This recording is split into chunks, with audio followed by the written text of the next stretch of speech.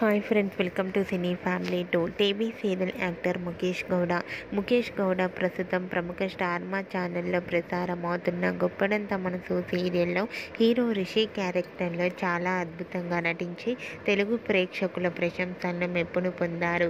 రిషికి గుప్పడంత మనసు సీరియల్ మంచి పాపులారిటీని, క్రేజ్ను తెచ్చిపెట్టింది.